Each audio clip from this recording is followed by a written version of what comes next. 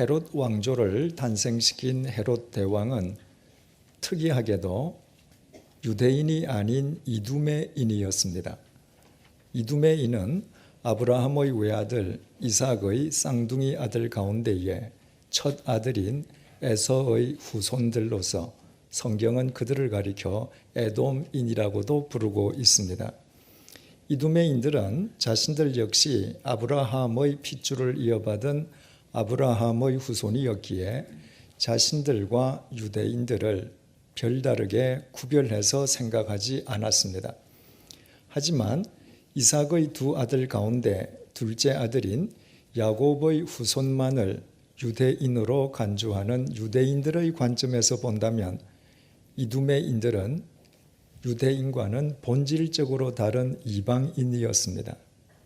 따라서 이두메인인 헤롯 대왕이 유대인의 왕이 되었다고 하는 것은 이방인이 유대인의 왕이 된 것을 의미했습니다. 그것은 누구보다도 혈통을 중요하게 여기는 유대인에게는 있을 수 없는 일이었습니다. 그런데도 이스라엘 역사상 그런 일이 있을 수 있었던 것은 당시 이스라엘이 로마 제국의 치하에 있었기 때문입니다. 태어날 때부터 권모술수가였던 헤롯 대왕이 로마 황제의 환심을 사서 유대인이 아닌 이방인이면서도 유대인의 왕좌를 차지할 수 있었던 것입니다. 이처럼 헤롯 왕조가 이방 혈통이었기에 헤롯 대왕은 그의 집권 기간 내내 소위 채찍과 당근 정책을 병행해야만 했습니다. 한편으로는 로마 제국의 신임을 잃지 않기 위해서 유대인들로부터 혈세를 짜내어 로마 제국에 상납하면서 이방인인 자신에 대해서 왕권에 도전하려 하는 세력은 철저하게 제압하는 철권 통치를 행하였습니다. 별을 보고 예루살렘을 찾아온 동방 박사들로부터 유대인의 왕이 태어났다는 소리를 듣기가 무섭게 헤롯 대왕이 해당 지역은 물론이요 인근 지역까지 2살 이하의 어린아이들을 무조건 학살해버렸던 이유가 바로 여기에 있었습니다. 자신이 이방인이었기에 있을 수 있는 유대인들의 왕권 도전을 평소에 가장 두려워했고 그것이 두려운 만큼 헤롯 대왕은 더욱 강압적인 채찍 정책을 쓸 수밖에 없었습니다. 그와 동시에 헤롯 대왕은 또 한편으로는 유대인들의 환심을 사기 위해서 부단히 노력을 경주했습니다.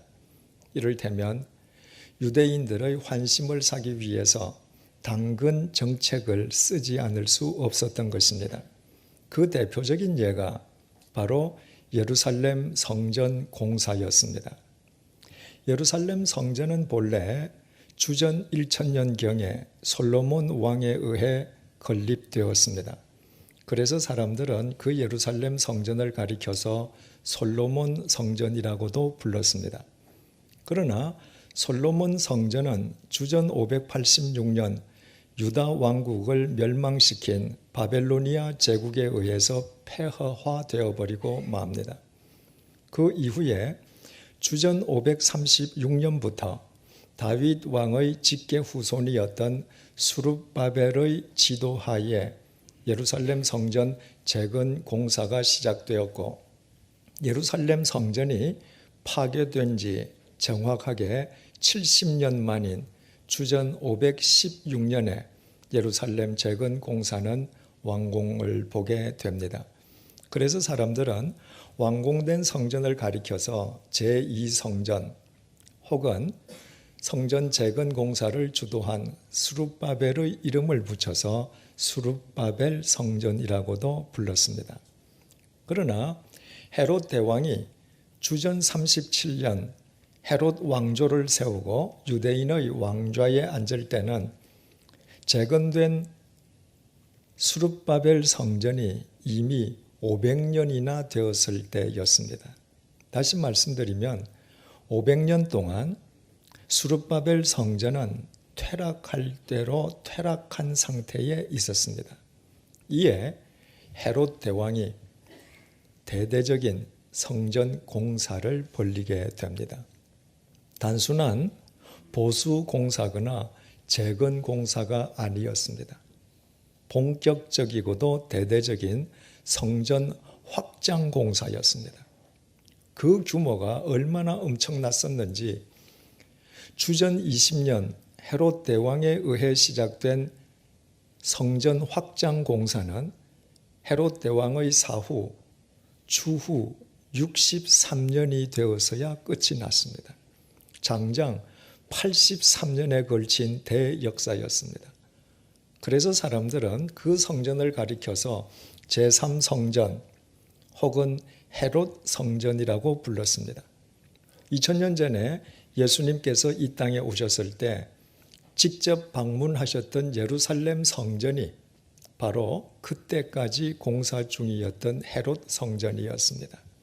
그러나 헤롯 성전 역시 완공된 지 불과 7년 만에 주후 70년 로마 제국의 티투스 장군에 의해서 돌 위에 돌 하나도 남지 않고 초토화되어 버리고 맙니다.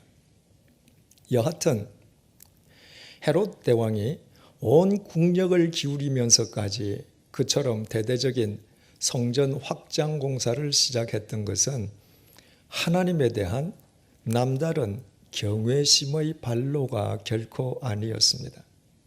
그 이유는 오직 하나, 이방인 왕으로서 유대인들의 환심을 사기 위함이었습니다. 예루살렘 성전을 대대적으로 확장함으로써 성전을 자신들의 생명처럼 중시하는 유대인들의 마음을 확실하게 사로잡아 자신의 왕권을 더욱 공고히 하기 위함이었습니다. 결국 헤롯 대왕이 기뻐했던 것은 자신의 왕권, 자신의 권력에 지나지 않았습니다. 이와 같은 역사적인 배경을 알고 오늘 본문을 들여다보면 그 깊은 의미를 보다 쉽게 이해할 수 있습니다. 1절에서 3절을 보시겠습니다. 그때에 헤롯 왕이 손을 들어 교회 중에서 몇 사람을 해하려 하여 요한의 형제 야고보를 칼로 죽이니 유대인들이 이 일을 기뻐하는 것을 보고 베드로도 잡으려 할새 때는 무교절 기간이라. 이미 말씀드린 것처럼 본문의 헤롯 아그리빠 역시 헤롯 대왕의 손자인 이두메 사람이었으므로 그 또한 자기 할아버지를 본따서 유대인의 왕으로 있는 한 채찍과 당근 정책을 답습하지 않을 수 없었습니다. 본문의 때는 무교절 때였습니다. 무교절은 이스라엘 백성들이 이집트의 노예살이에서 해방된 것을 기념하기 위한 유월절을 포함해서 7일 동안 계속되는 절기로서 이 기간 동안 옛 조상들의 고난을 기리는 의미로 누룩을 넣지 않는 떡을 먹는다고 해서 이 기간을 무교절이라고 불렀습니다. 그런데 해마다 무교절이 되면 예루살렘 성전에서 유월절 제사를 드리기 원하는 유대인들이 온 사방에서 예루살렘으로 몰려들었습니다. 그 숫자가 어느 정도인가 하면 최소한 100만 명 이상이었고 많을 때는 200만 명에 이르렀다고 역사가 요세푸스가 기록하고 있습니다. 고작 몇만 명의 인구에 불과한 성읍에 일거에 100만 명 이상의 대인파가 몰려든다면 그 자체만으로도 가공스러운 사건이 아닐 수 없었습니다.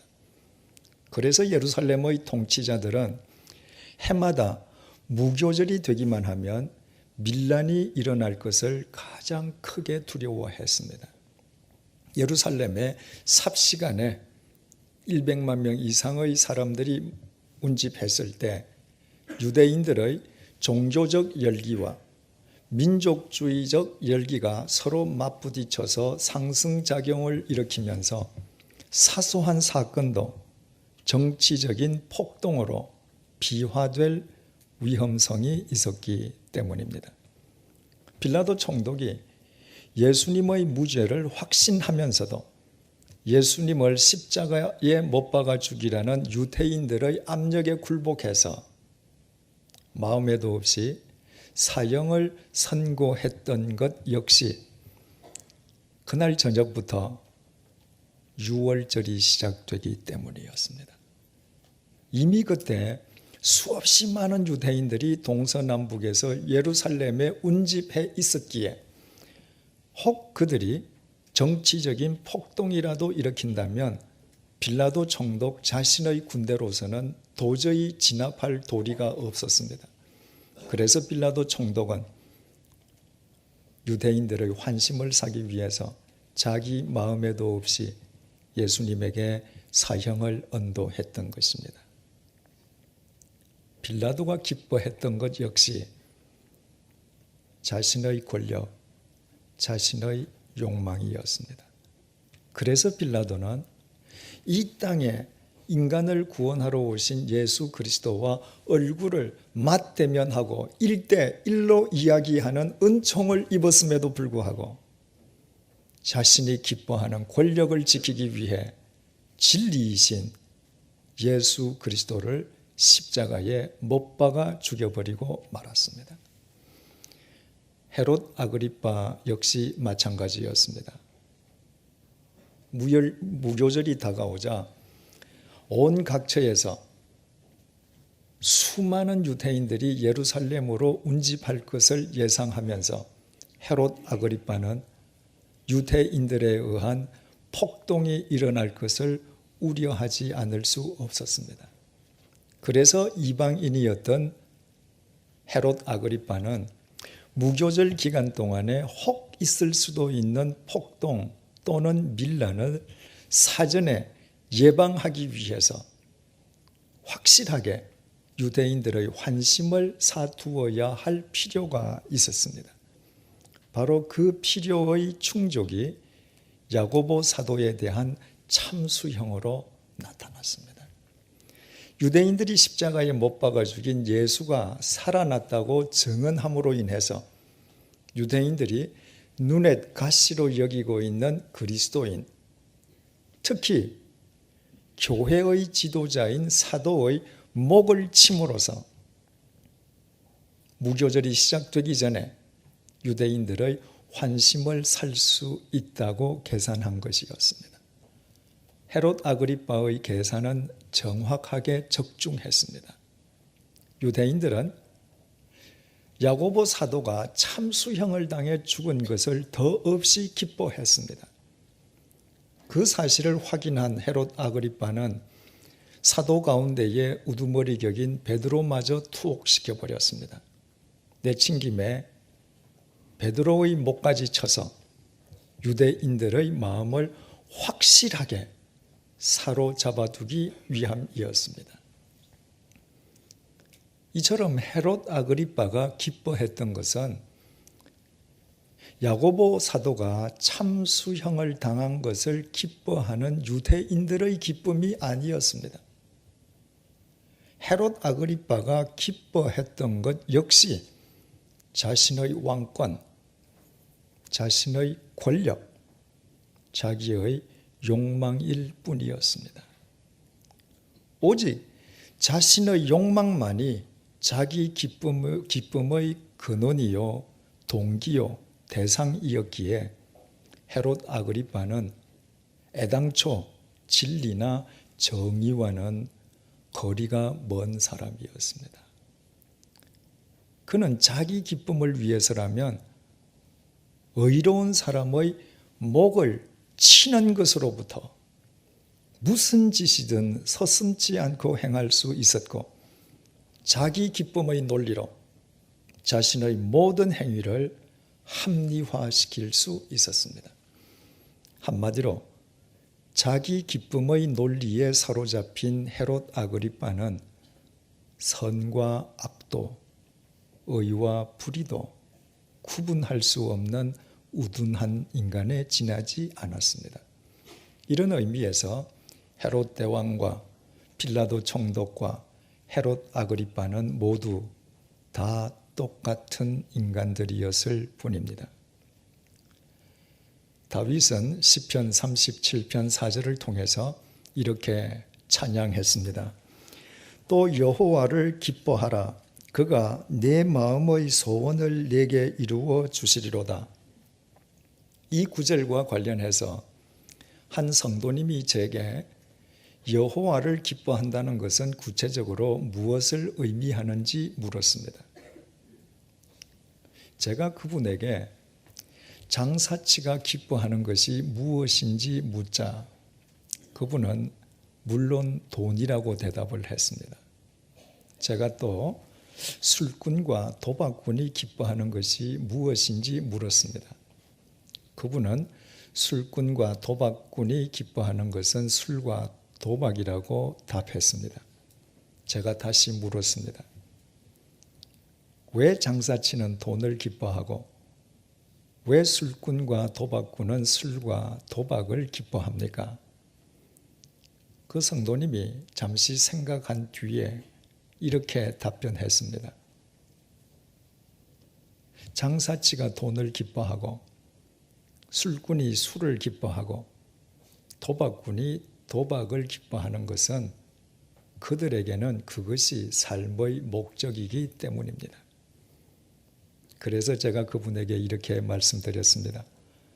여호와를 기뻐하라는 것은 여호와를 삶의 목적으로 삼고 살아라는 의미입니다. 부도덕한 장사치는 바르게 돈 버는 것을 절대로 기뻐하지 않습니다. 수단과 방법을 가리지 않고 긁어모은 돈 자체만을 기뻐합니다. 그에게는 돈 그 자체가 삶의 목적이기 때문입니다. 술꾼과 도박꾼은 바른 삶을 기뻐하지 않습니다. 가족을 속이는 것은 말할 것도 없고 가족의 돈까지 훔치고 가족들에게 물질적으로 정신적으로 피해를 주면서까지 술을 마시고 도박하는 것만을 기뻐합니다. 그들에게는 술과 도박이 삶의 목적이 되어 있기 때문입니다. 헤롯가의 사람들과 빌라도 총독은 진리를 기뻐하지 않았습니다. 그들은 2살 이하의 사내 어린 아이들을 학살하고 예수 그리스도를 사형에 처하고 야고보의 목을 칼로 베면서까지 자신들의 권력, 자신들의 욕망을 지키기만을 기뻐했습니다.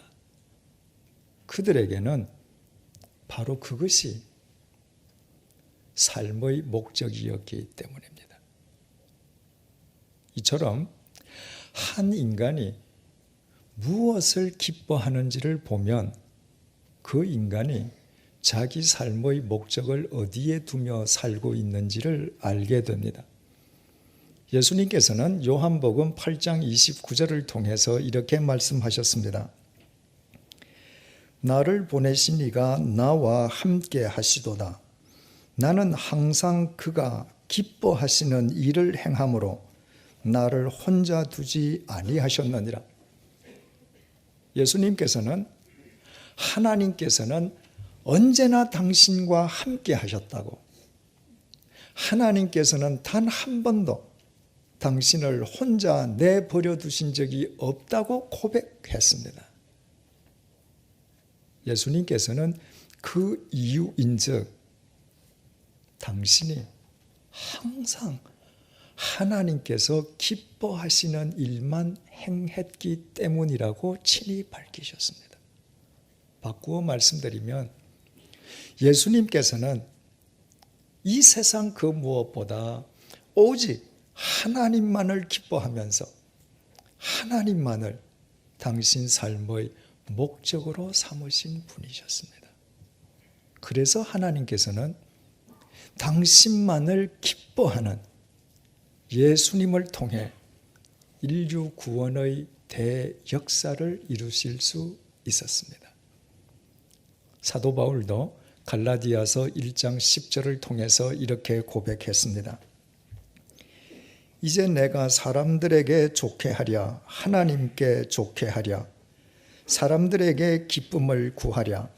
내가 지금까지 사람들의 기쁨을 구하였다면 그리스도의 종이 아니니라. 바울은 만약 자신이 주님 이외의 것을 주님보다 더 기뻐한다면 자신은 그리스도의 종이 아니라고 단언했습니다. 사도 바울은 일평생 이 세상 그 무엇보다도 삼위일체 하나님만을 기뻐하면서 삼위일체 하나님만을 자기 삶의 목적으로 삼는 삶으로 일관했기 때문입니다.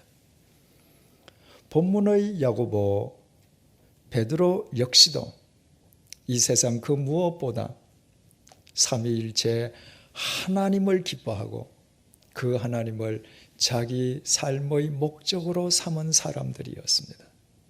그래서 그들은 자신들이 기뻐하는 그 하나님 때문에 투옥당하고 참수형 당하는 것을 전혀 두려워하지 않았습니다. 자신들이 영원하신 하나님만을 기뻐하는 한 영원하신 하나님께서 영원하신 당신의 생명으로 자신들을 영원히 책임져 주실 것을 믿었기 때문입니다. 그처럼 오직 삼위일체 하나님만을 기뻐한 그들을 하나님께서 당신의 도구로 쓰시고 그들을 통해 인류의 역사를 새롭게 하신 것은 너무나도 당연한 일이었습니다.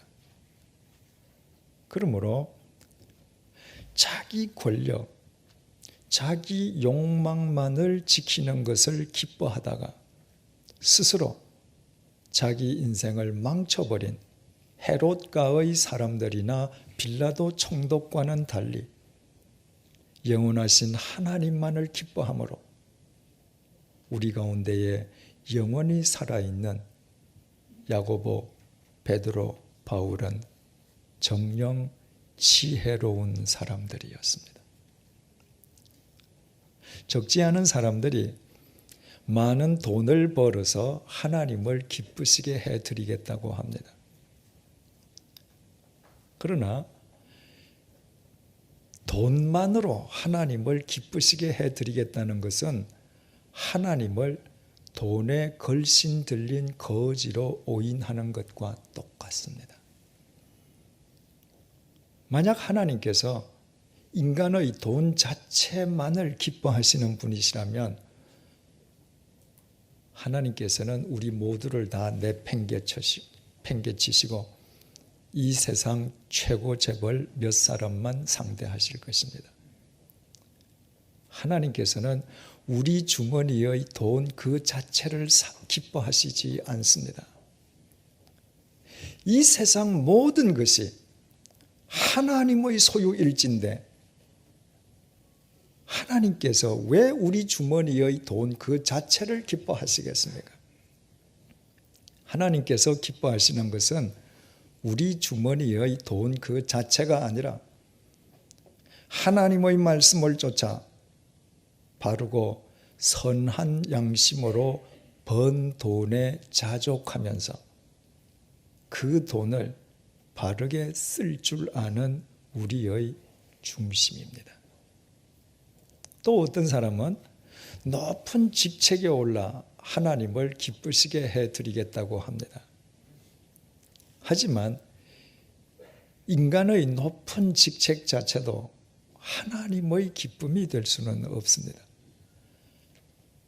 천지를 창조하신 하나님께서 온 우주 만물 가운데에 가장 높으신 분이신 바에야 인간의 직책이 아무리 높다 한들 인간의 직책이 그 자체가 어떻게 하나님의 기쁨이 될 수 있겠습니까?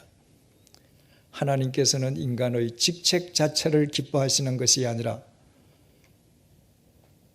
어느 직책에서든 하나님의 선하고 신실한 청지기로 살아가는 우리 삶의 자세를 기뻐하십니다. 어떤 사람들은 더 많은 지식으로 하나님을 기쁘시게 해드리겠다고 합니다. 그러나 인간의 지식 또한 그 자체가 하나님의 기쁨이 될 수는 없습니다. 하나님께서 기뻐하시는 것은 유한한 인간의 유한한 지식이 아니라 오직 하나님만 모든 지식과 지혜의 근본임을 알아 겸손하게 하나님의 말씀을 쫓아 살고자 하는 우리의 낮고 낮은 마음입니다. 한마디로 말씀드리면 하나님께서 기뻐하시는 것은 이 세상 그 무엇보다도 하나님을 기뻐하면서 하나님을 자기 삶의 목적으로 삼는 우리 자신입니다. 그때만 우리들이 야고보, 베드로, 바울처럼 이 땅에 살아있는 동안 우리가 기뻐하는 하나님에 의해 사랑과 진리와 생명의 삶을 살 수 있고 하나님께서는 하나님만을 기뻐하는 우리를 당신의 도구로 쓰시어 이 시대의 역사 속에 당신의 뜻을 이루실 수 있기 때문입니다.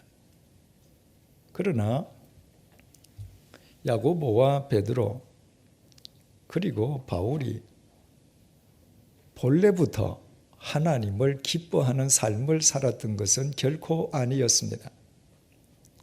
야고보와 베드로는 이 땅에 오신 성자 하나님 예수님과 3년 동안 함께 동고동락했지만 마지막 순간까지 자신들의 계산을 더 기뻐하던 인간들입니다. 바울 역시도 자기 신념을 더 기뻐했습니다. 자기 계산, 자기 신념, 자기 자신을 더 기뻐했다는 의미에서 옛 시절의 베드로, 야고보, 바울은 헤롯가의 사람들이나 빌라도 총독과 구별될 수가 없었습니다. 그럼에도 불구하고 그들이 헤롯가의 사람들이나 빌라도 총독과는 달리 이 세상 그 무엇보다도 하나님만을 기뻐하고 하나님을 자기 삶의 목적으로 삼을 수 있었던 것은 하나님께서 당신의 영이신 성령님을 그들에게 보내주셨기 때문입니다. 오순절날 야고보와 베드로에게 성령님께서 임하셨습니다. 성령님께서 다메섹 도상의 바울을 사로잡아 주셨습니다. 그들이 성령님께서 자신들에게 임하시도록 그 어떤 노력이나 수고도 행한 적이 없었습니다. 오직 하나님께서 당신의 일방적인 은총으로 그들을 지명하여 선택하시고 당신의 영이신 성령님을 그들에게 거저 보내주셨습니다. 그래서 그들은 헤롯가의 사람들이나 빌라도 총독과는 달리 성령님의 인도하심 속에서 하나님만을 기뻐하는 삶을 살 수 있었고 하나님께서는 그들을 인류의 역사를 새롭게 하는 당신의 도구로 사용하셨습니다. 2000년 전 야고보와 베드로, 바울에게 임해 주셨던 그 성령님께서 이미 우리에게 임해 계심을 믿으십니까? 성령님께서 이미 우리에게 임해 계시기에 우리가 한 번도 뵌 적도 없는 2000년 전 지구 반대편을 거쳐간 나사렛 예수가 우리의 구세주 되심을 우리가 믿을 수 있게 되었고 예수 그리스도 안에서 하나님을 아빠, 아버지로 부르는 하나님의 자녀가 될 수 있었음을 믿으십니까? 그렇다면 이제부터 우리에게 남은 것은 야고보처럼, 베드로처럼, 바울처럼 오직 말씀과 기도 속에서 성령님의 이끌림을 받으며 사나 죽으나 이 세상 그 무엇보다도 하나님을 기뻐하고 진리요 생명이신 하나님을 우리 삶의 목적으로 삼고 살아가는 것입니다. 그때에만 이 땅의 크리스천 정치인들은 대중의 인기에 영합하기 위해서 자기 영혼을 파는 어리석음을 버리고 오직 하나님의 공의 위에서 모든 위협과 위험으로부터 이 나라를 바르게 지키고 이끌어갈 수 있습니다. 그때에만 이 나라의 크리스천 공직자들은 예수 그리스도 안에서 명실공히 국민을 섬기는 국민의 모습이 될 수 있습니다. 그때에만 이 땅의 크리스천 기업인들은 돈을 목적이 아니라 수단으로 삼으면서 하나님의 선하고 신실한 청지기로 살아갈 수 있습니다. 그때에만 이 땅의 크리스천 교육자들은 인간의 영혼과 인격을 바로 세우는 진정한 스승이 될 수 있습니다.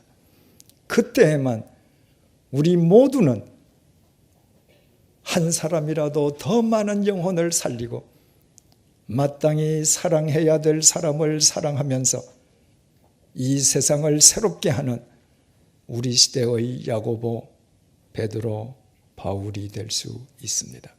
무엇보다도 우리가 성령님의 빛 속에서 하나님을 기뻐하고 하나님을 우리 삶의 목적으로 삼을 때에만 감옥에 투옥된 베드로가 참수형을 당하기 전날 밤 그 절박한 마지막 순간에서조차 평안하게 잠을 잘 수 있었던 것처럼 우리는 어떤 상황 속에서든 참 평안을 누릴 수 있습니다.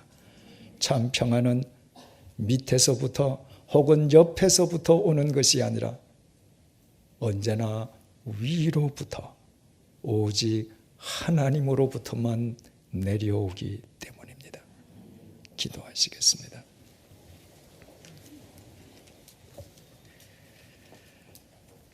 헤롯 대왕은 이스라엘 역사상 가장 대대적인 예루살렘 성전 확장 공사를 시작했고 헤롯 아그리빠는 자기 할아버지가 시작했던 그 공사를 계속했고 빌라도 총독은 예수님을 만나 예수님과 마주보고 이야기를 나누었습니다.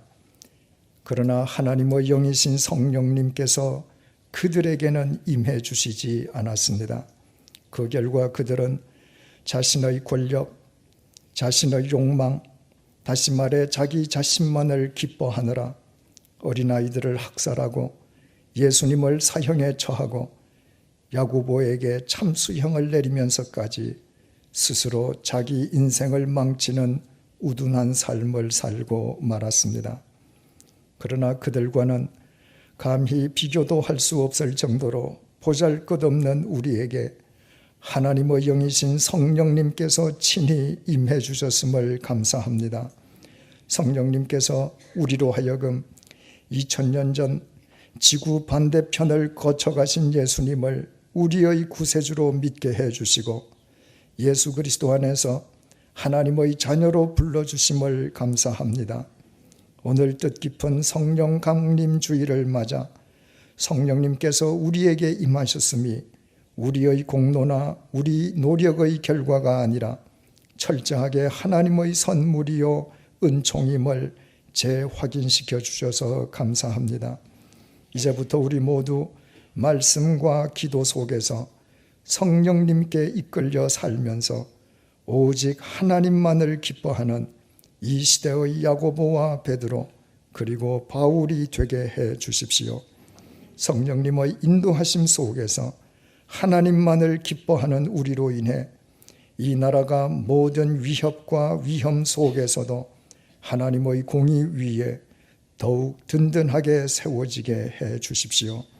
성령님의 빛 속에서 하나님만을 기뻐하는 우리로 인해 우리의 가정과 일터에 진리와 생명과 사랑이 넘치게 해 주십시오. 무엇보다도 성령님의 이끄심 속에서 하나님을 기뻐하는 우리 자신이 어떤 상황 속에서든 세상이 줄 수 없는 참된 평안을 누리며 살게 해 주십시오. 예수님의 이름으로 기도드립니다. 아멘.